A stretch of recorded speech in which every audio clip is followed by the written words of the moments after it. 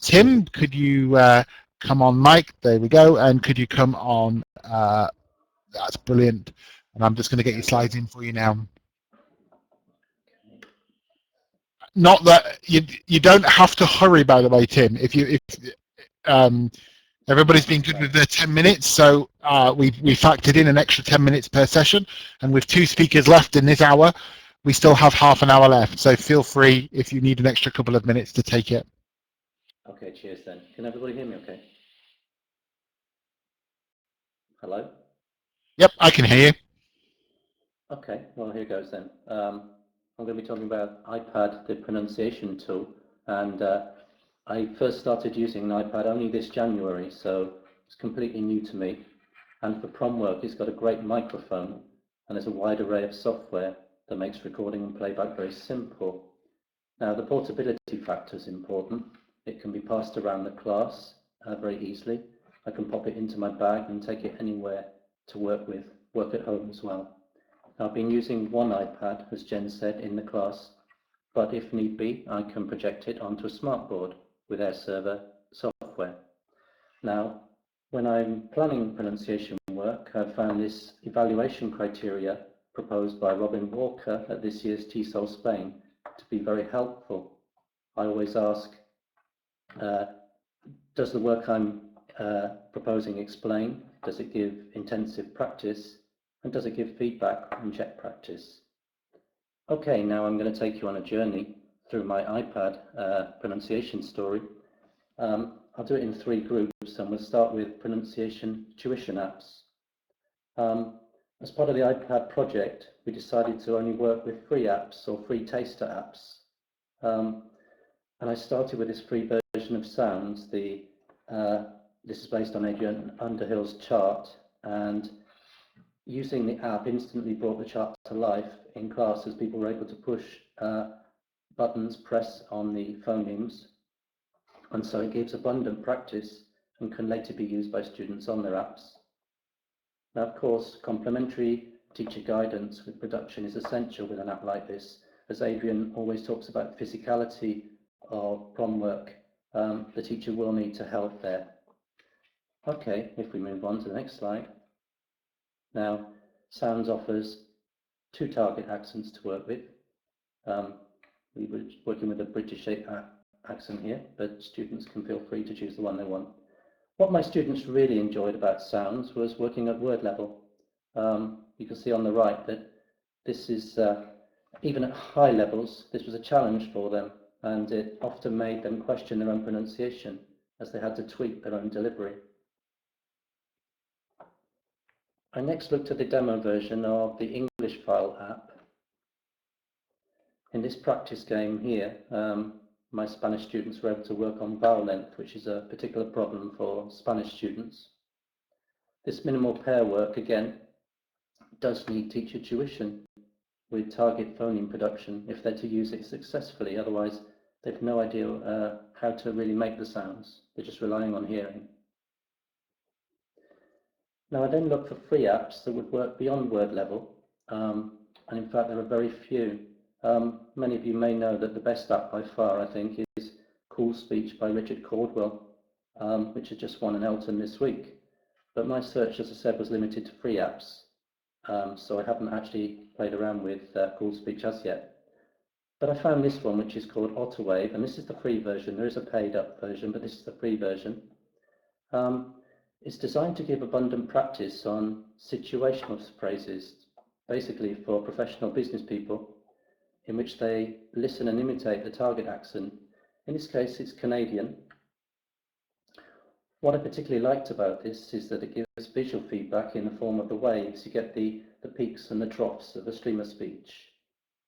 And at the bottom right, you can see in green, there's a feedback on the pronunciation of an individual word. Now, one thing there isn't here is an accent choice. So even myself, I had to put on a phony accent, which was quite amusing.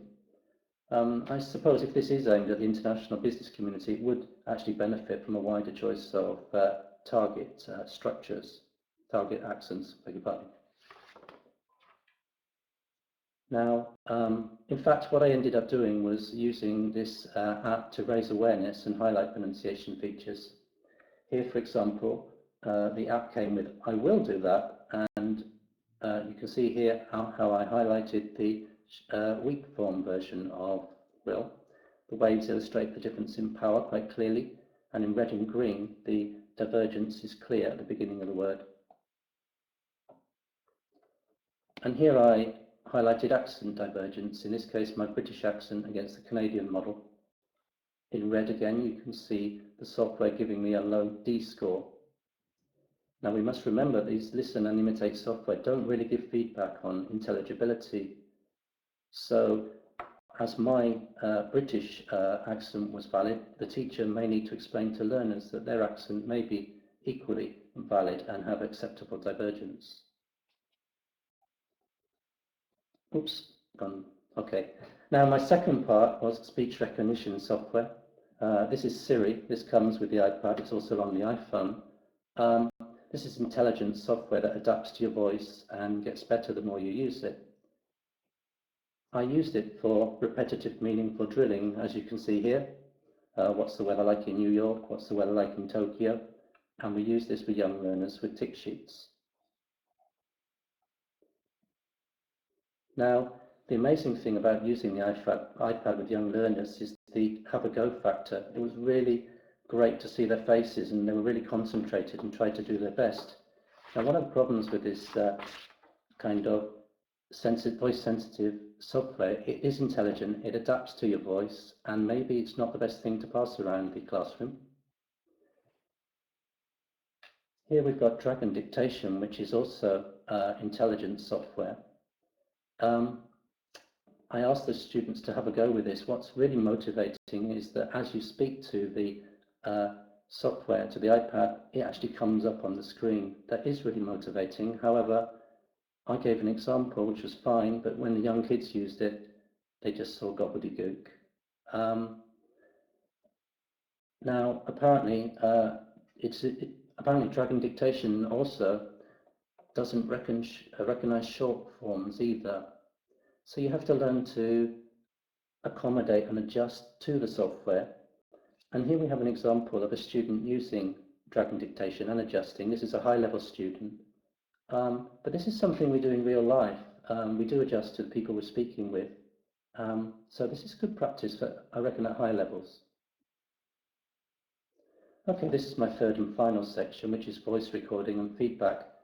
Now, because the microphone's so good and I found it was so easy to record, I wanted students to be aware of how they sound. So rather than jump in and demand a voice sample, one evening as they were coming into the class, I went round discreetly and recorded simple sentences from each of the students.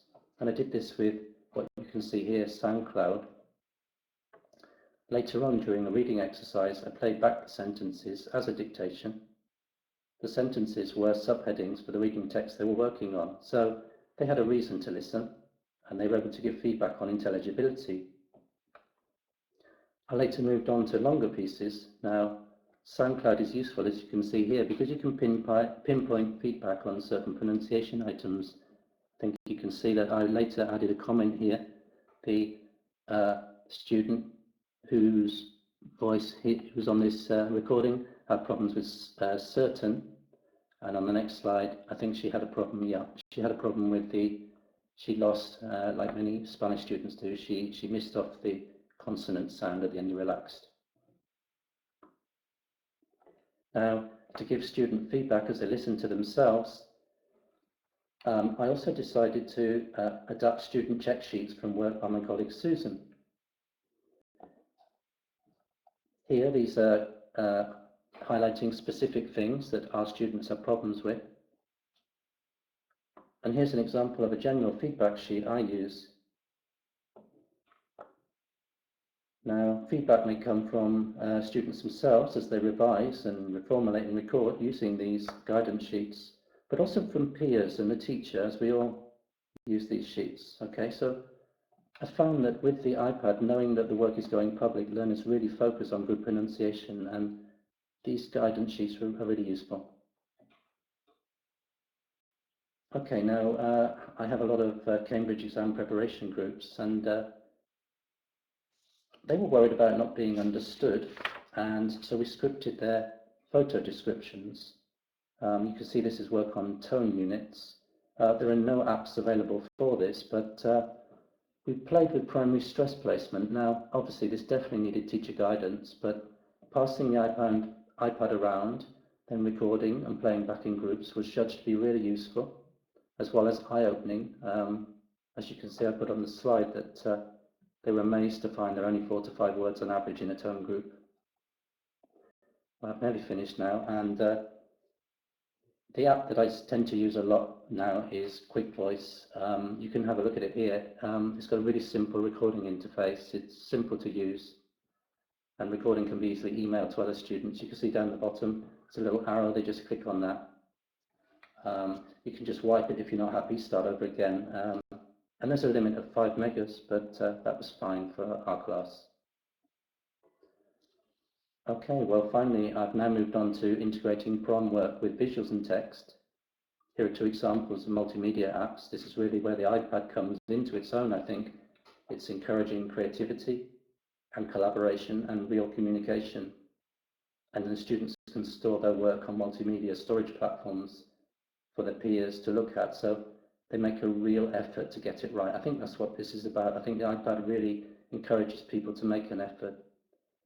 Okay, this is my final slide. So to sum up, I find that the iPad has not only helped with prom work on individual phonemes, but has greatly fostered work on super segmental features too. It links prom to listening and meaningful communication. It raises awareness, it boosts the learner confidence and promotes collaboration and creativity. And an iPad in the class can be used to organise prom workflow from class to home using multimedia storage. So I'm really happy with using the iPad. I think it's brought it into the centre. Thank you very much, Tim. Are there any questions for Tim? I think somebody's asked if they missed a couple of your URLs earlier on. So do you have a list of the URLs for the apps you were talking about, or are they all on the slide? Okay. I think all the names. Well, yeah, the slides are on the blog already. Those are really interesting talk. I'll have a look And lots of things to look at there for it. Thank you very much.